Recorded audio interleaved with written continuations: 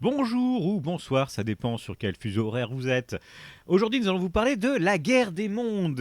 Voilà. Donc, c'est un remake qui ressemble à un devoir non fini rendu en retard. Donc, c'est dire. Donc, c'est la version de 2025, hein, bien sûr, un film qui a réussi l'exploit de faire regretter à certaines critiques la version de 2005. Oui, celle où Tom Cruise hurle Rachel toutes les 4 minutes, c'est dire. Ce remake, porté par Ice Cube, a été décrit par plusieurs critiques comme un blockbuster sans souffle, un film d'invasion sans tension et un remake sans raison d'être, et un téléfilm avec un budget de pub Super Bowl. Voilà. Et honnêtement, ils sont super gentils parce que moi j'aurais été beaucoup plus méchant. Le pitch, le même que d'habitude, mais en moins bien. Les aliens débarquent sur Terre, la panique. Ice Cube doit protéger sa famille, voilà, c'est la guerre des mondes, mais sans la mise en scène, sans l'attention, sans l'émotion, sans l'ambition, sans la direction d'acteur, sans... Bref, tu vois l'idée. Donc Ice Cube, c'est un jeu d'acteur qui ferait passer un meuble Ikea pour expressif. Voilà, donc les critiques ont été unanimes, hein, et puis ça se comprend. Ice Cube ne joue pas, il constate. Il traverse le film avec une seule expression, un seul ton, un seul niveau d'énergie et un regard qui dit j'aurais préféré être dans un Fast and Furious. On dirait qu'il lit ses répliques sur un prompteur tenu par un stagiaire hors champ, ou alors sur l'écran de l'ordinateur qu'il regarde pendant tout le film. Il n'est pas mauvais, il est absent, comme si son âme avait quitté le plateau au bout de 20 minutes. Les effets spéciaux, on a essayé, ok. Les critiques parlent d'effets inégaux, datés, mal intégrés, flottants, pas finis. Et c'est vrai. Les tripodes ressemblent à des grues de chantier sous acide, des lampadaires agressifs, des modèles 3D pas texturés, voire des ennemis de jeux mobiles. Il y a même un plan où un alien semble glisser sur le sol comme un sticker mal collé. C'est involontairement hilarant.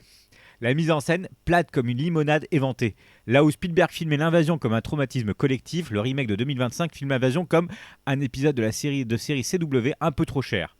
Les critiques parlent de plans sans énergie, absence totale de tension, montage chaotique, scènes d'action illisibles. On ne ressent jamais la peur, l'urgence, la panique, la menace. On ressent juste le manque de budget. Le drame familial expédié, bâclé, oublié.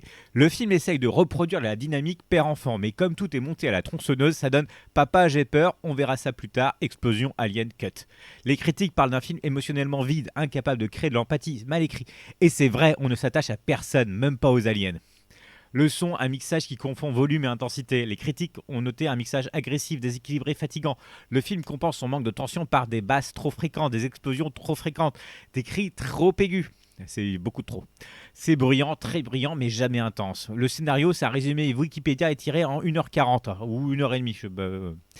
Donc c'est paresseux, prévisible, sans idée, sans vision. Le film suit vaguement le roman, mais très vaguement, comme si le scénariste avait lu la page Wikipédia en diagonale dans le métro. Les scènes d'action fun malgré elles. Voilà, il y a des moments où le film devient tellement maladroit qu'il en devient divertissant. Pas volontairement, mais divertissant quand même. Ice Cube qui tire sur un alien en criant, un tripode qui explose sans raison, une poursuite dans un tunnel où personne ne semble savoir où aller. C'est du nanar premium et ça, c'est presque un compliment. Alors, on va le noter un petit peu. Lighting d'Ice Cube, 3 sur 10. Une savate aurait plus de nuances. Effets spéciaux, 4 sur 10. Inégaux, parfois gênants. Ambiance, 4 sur 10. Plate, bruyante, sans tension. Scénario, 3 sur 10. Paresseux, décousu. Fun involontaire, 8 sur 10. Là, par contre, on rigole, hein. Fidélité à Wes, 2 sur 10. Hein, très librement inspiré.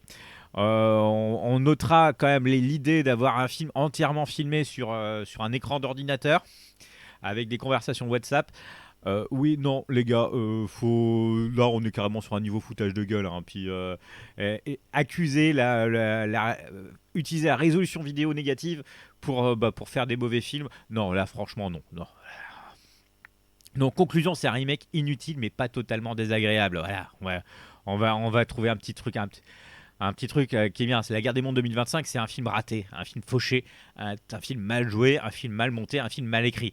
Mais un film qui peut devenir un excellent nanar du samedi soir. Je vous le dis, à 2 grammes près, on a un chef-d'œuvre. Mais à 2 grammes près. Ice Cube est à côté de la plaque, les aliens sont moches, la mise en scène est plate, mais on ne s'ennuie pas. On rit, on soupire, on hallucine, et parfois, c'est tout ce qu'on demande. Et là, je suis super gentil. Mais pourquoi est-il aussi gentil? Ah bah parce que